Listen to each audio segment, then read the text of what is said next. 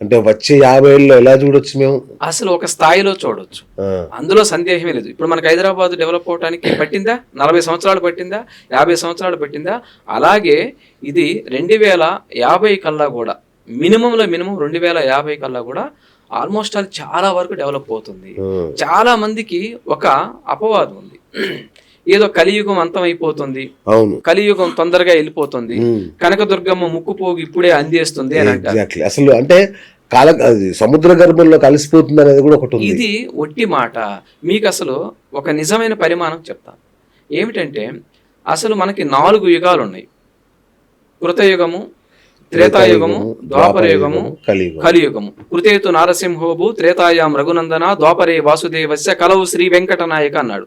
కానీ కలియుగం యొక్క పరిమాణం ఎంతంటే 4,32,000 సంవత్సరాలు ఆయుర్దాయం. కలియుగం యొక్క ఆయుర్దాయం 4,32,000 సంవత్సరాలు. కాబట్టి ఇప్పుడు ఎలా అంతమవుతుందండి? మనకి ద్వాపర యుగం అయిపోయి మన క్యాలెండర్ ప్రకారం, మన తెలుగు క్యాలెండర్ ప్రకారం 5,125 సంవత్సరంలో ఉన్నాం. ఇప్పుడు నడుస్తుంది మనకి క్రీస్తు శకం అంటాం దీన్ని. అంటే మనల్ని బ్రిటిష్ వారు పరిపాలించారు కాబట్టి క్రీస్తు శకం అంటారు. కాబట్టి ఇది 2025లో ఉన్నాం. కానీ మన ఒరిజినల్ తెలుగు క్యాలెండర్ వచ్చేసి 5,125 సంవత్సరం నడుస్తుంది.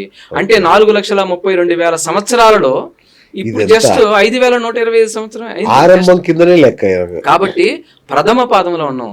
ఎటువంటి ఇబ్బంది లేదు. ఇంకా మన సనాతన ధర్మం, ఐందవ ధర్మం మహోత్కృష్టమైన కార్యాలు నెరవేరుస్తుంది.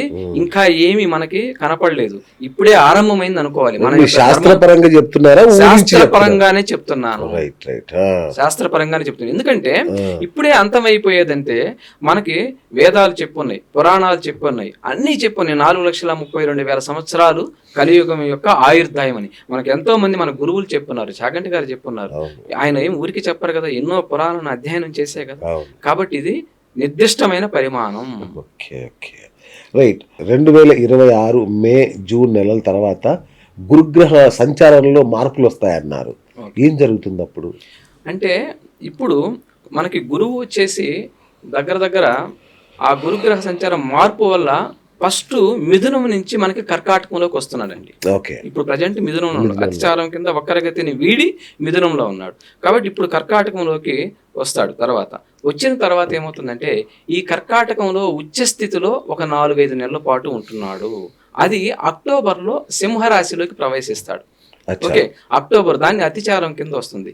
అలా ఏంటంటే ఒక సంవత్సరంలోనే 3 రాసులు మారినప్పుడు, ఓకే, అనగా మనం సంవత్సరాన్ని ఎక్కడి నుంచి లెక్కేసుకోవాలి? మనం ఏప్రిల్ నుంచి మనం లెక్కేసుకోవాలి. కాబట్టి ఈ లెక్కలకి తీసుకుంటే ఒకే సంవత్సరంలో 3 రాసులు మారినప్పుడు అది కొంచెం దుష్ప్రభావాలను ఇస్తుంది. ఇప్పుడు మనకి కరోనా లాంటి వ్యాధులు ఎలాంటివి వచ్చినాయో ఏదో ఒకటివి వస్తున్నవి. కాబట్టి ఇది తప్పదు. కానీ ఈ కర్కాటక రాశిలోకి గురువు వచ్చినప్పుడు కొన్ని రాసులకి విశేషంగా యోగించబడుతుంది. ఓకే, ఎందుకనగా 12 సంవత్సరాలకి ఒక్కసారి మాత్రమే కర్కాటక రాశిలోకి వస్తాడు గురువు. 12 సంవత్సరాలు పడుతుంది ఒకసారి కర్కాటకంలోకి రావటానికి. ఓకే, కాబట్టి సంవత్సరానికి ఒక రాశి మారుతాడు గురువు. ఇప్పుడు మిథునంలో ఒక సంవత్సరం పాటు ఉంటాడు, తర్వాత కర్కాటకంలో ఒక సంవత్సరం, సింహంలో ఒక సంవత్సరం, కన్యలో ఒక సంవత్సరం, ఇలా మారుతూ ఉంటాడు. ఇలా సంవత్సరం ఆయన మారటం వల్ల ఒక్కొక్క నదికి పుష్కరాలు వస్తాయి. 12 నదులు 12 పుష్కరాలు. కాబట్టి సంవత్సరానికి ఒక పుష్కరం చొప్పున 12 సంవత్సరాలకి 12 నదులకి పుష్కరాలు వస్తాయి. 12 రాసుల్లోనూ ఒక్కొక్క సంవత్సరం ఉంటాడు. కాబట్టి కర్కాటకంలోకి రావాలంటే తిరిగి మరలా సంవత్సరం పడుతుంది. రేపు జూన్ లో వస్తున్నాడు. అక్కడ వచ్చిన తర్వాత దాదాపు సంవత్సరం పాటు గురువు అక్కడ ఉంటాడు. ఓకే, కర్కాటకంలో ఉంటాడు. గురువు అతిచారం వల్ల ఒకే సంవత్సరం 3 రాశుల్లోకి వస్తున్నాడు. అయితే ఇది కొంచెం దుష్ప్రభావాలు ఉంటున్నవి, కానీ జాగ్రత్త వహించాలి. ఓకే, కానీ కర్కాటక రాశి నుంచి కొన్ని రాశులు అద్భుతమైన యోగాలను కూడా అందుకుంటున్నవి. ఒకటి కర్కాటక రాశి, రెండవది వృశ్చిక రాశి, ఓకే, మూడవది మకర రాశి, 4వది మీనరాశి. ఈ రాశుల వాళ్ళకి విశేషమైన యోగాలు కూడా ఉన్నవి. ఎందుకంటే గురువు యొక్క చూపు వల్ల విశేషమైన యోగాలు ఉంటుంది. 1 పంచమ దృష్టి, 2 సప్తమ దృష్టి, 3 భాగ్య దృష్టితోటి గురువు చూస్తాడు. కాబట్టి ఆ రాశుల వాళ్ళకి ఇబ్బందులు పెద్దగా ఉండవు. ఓకే, శుభం. అయితే ఈ సంవత్సరానికి అధిపతి కూడా గురువే అంటున్నారు కదా, దాని ప్రభావం ఎలా ఉంటుంది? కాబట్టి ఎప్పుడైనా సరే ఒక శుభగ్రహం యొక్క ఆధిపత్యం వచ్చినప్పుడు ఎంతటి మనకి విపత్కర పరిస్థితులు వచ్చినా కానీ శుభుడు ఏం చేస్తాడు, తన కుటుంబాన్ని తను రక్ష వహించుకుంటాడు కదా. కాబట్టి పెద్దగా మనం భయపడవలసిన అవసరం లేదు.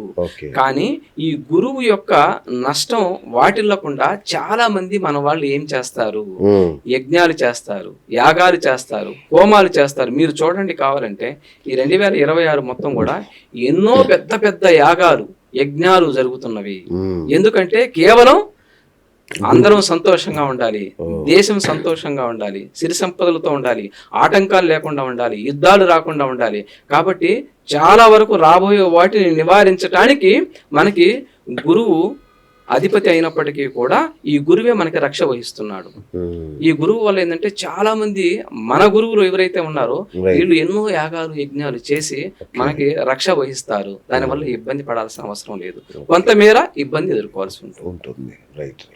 ఇక మా ఈతి బాధల విషయానికి వస్తే, ఈ మధ్య కాలంలో విడాకులు ఎలా పెరిగిపోతున్నాయి మీరు చూస్తున్నారు. చిన్న చిన్న వాటికి, చిన్న చిరుకోపాలకు కూడా విడాకులు తీసుకునే పరిస్థితి, ఆత్మహత్యలు, తక్కువ ఆత్మహత్య చేసుకోవడం, ఇట్లాంటి వైపరీత్యాలు విపరీతంగా జరుగుతున్నాయి. గురుగారు, ఏంటిదన్నా గ్రహ దోషాలా ఏంటి అసలు? మనకి వాస్తవంగా చెప్పుకోవాలంటే అసలు కలియుగం అంటేనే కలి పురుషుడి యొక్క ప్రభావం విపరీతంగా ఉంటుంది.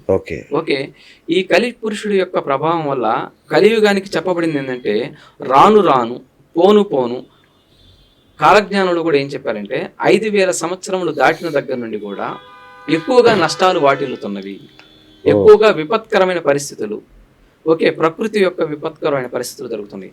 అలాగే మనుషులకు కూడా ఇలాంటివి తప్పదు. ఎందుకంటే పోను పోను వినాశనమే, అధర్మమే పెరుగుతుంది. ఇలా పెరుగుతున్న క్రమంలో ఈ యొక్క జాబితా కూడా ఏంటంటే ఎక్కువగానే ఉంటున్నవి. విడాకులు ఎక్కువ ఉంటాయి, మరణాలు ఎక్కువ ఉంటాయి. కాబట్టి వీటి నుండి మనం ఎలా తప్పించుకోవాలి? మనం మంచి జ్యోతిష్యుల్ని చూపించుకొని వాళ్ళ జాతకాలను పరిశీలన చేసుకొని సప్తమ స్థానాలు, భార్యకైతే భర్త స్థానము, భర్తకైతే భార్య స్థానాన్ని మంచిగా ఉందా లేదా చూపించుకొని దానికి తగిన రెమెడీలు చేసుకోవటం అనేది మంచిది. ఎందుకంటే రెమెడీ ఏంటి, ఏదో పెద్దగా చేయాల్సిన అవసరం లేదు. మనం సంప్రదిస్తే ఏ శ్లోకం చదువుకోవాలి, ఏ స్తోత్రాన్ని చదువుకోవాలి, నిత్య పారాయణంలో మనం ఏం పెట్టుకుంటే అందులో ఏ గ్రహం ఉంది, మనకి ఎటువంటి ఇబ్బంది కలుగుతుంది, రాబోయే ఇబ్బంది ఏంటంటే అనేది మనకు తెలుస్తుంది. కాబట్టి దాన్ని పాటించడం ద్వారా చాలా వరకు తప్పించుకునే దానికి అవకాశాలు కలుగుతున్నాయి. కరెక్టే గురుగారు. అంటే మనకు రాబోయే భార్య భర్త ఎలా ఉంటారో ఖచ్చితంగా చెప్పే అవకాశం ఉంటుందా మనకి? ఎందుకు ఉండదు అవకాశం? ఇప్పుడు సపోజ్ మీది మేష లగ్నం అనుకోండి, మేష లగ్నంలో మీరు జన్మించారు. మీకు సప్తమ స్థానం ఏమవుతుందంటే దాన్ని తులా రాశి అవుతుంది. మీకు 7వ ఇల్లు తులా రాశి అవుతుంది. 7వ ఇల్లు అనగా మనం జాతకంలో శుక్రుడి యొక్క ఇల్లు అంటాం. 7వ స్థానాన్ని శుక్రుడి యొక్క స్థానం కింద చెప్తాం. కాబట్టి శుక్రుడు ఎలా ఉంటాడు? తెల్లగా ఉంటాడు, అందంగా ఉంటాడు, రోజా రంగులో ఉంటాడు, చాలా బాగుంటాడు. కాబట్టి ఈ మేషలగ్నం వాళ్ళకి ఎవరైతే భార్య రాబోతున్నారో ఈ వచ్చే భార్య చాలా అందమైన యువతిగా ఉంటుంది. కొంతవరకు లవ్ మ్యారేజెస్ జరిగేదానికి అవకాశం ఉంటుంది. లేదు అందులో ఆ సప్తమ స్థానంలో గనక వేరే గ్రహాలు ఉన్నాయి అనుకోండి, లేదంటే శనో, లేదంటే కుజుడో, లేదంటే రాహువో, లేదో కేతు అనుకో, దాని నుంచి కూడా ఫలితాలు మారిపోతుంటాయి. శుక్రుడైతే తెల్లగా ఉంటారు, మంచి వర్ణంతో ఉంటారు. రాహు కేతులు ఉన్నారు అనుకోండి, అనేక రకాల ఛాయలు ఉంటాయి ముఖంలో, నలుపు ఉండొచ్చు, అనేక రకాల తేజస్సు విహీనంగా ఉండొచ్చు, లేదంటే అది ఇంటర్ క్యాస్ట్ మ్యారేజ్ అవ్వచ్చు, అనేక రకాలుగా కూడా ఉంటుంది. కాబట్టి సప్తమ స్థానంలో ఏ గ్రహాలు ఉన్నాయో దానిని బట్టి మనకు వచ్చే భార్య ఎలా ఉంటుందో మనం నిర్దిష్టంగా చెప్పగలం.